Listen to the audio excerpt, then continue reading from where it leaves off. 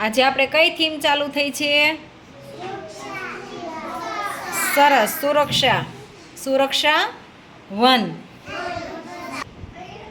તો આજે હું તમને કહીશ કે તમારે કઈ કઈ વસ્તુથી સાચવીને રહેવું જોઈએ એમ હો, અને શા માટે તેના વિશે વાત કરવાની છો આજે આપણે. તો ચપ્પુ હોય ને, ચપ્પુ, છરી, એ તમારે લેવાય કે ન લેવાય? શું કામ ન લેવાય? હે, છરી શું કામ ન લેવાય? વાગી જાય ને આપણને.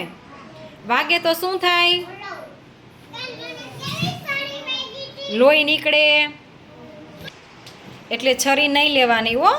પછી કાતરે નહીં લેવાની. કાતર લ્યો તો કાતરે આપણે વાગી જાય ને. પછી ગેસનું લાઇટર હોય એ લેવાય કે ન લેવાય? નહીં લેવાનું. શા માટે?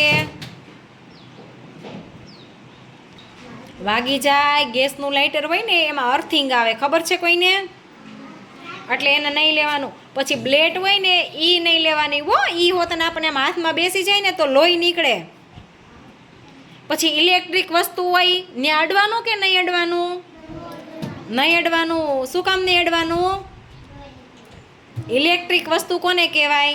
આપણે આ સ્વિચ હોય ને, પંખો ચાલુ કરવાની, લેમ્પ ચાલુ કરવાની, પછી મોટરની સ્વિચ, એને ઇલેક્ટ્રિક વસ્તુ કહેવાય. એ નહીં અડવાની. એમાં શું થાય? શોર્ટ આવે ને શોર્ટ. એટલે આપણે ઇલેક્ટ્રિક વસ્તુની અડવાની નહીં.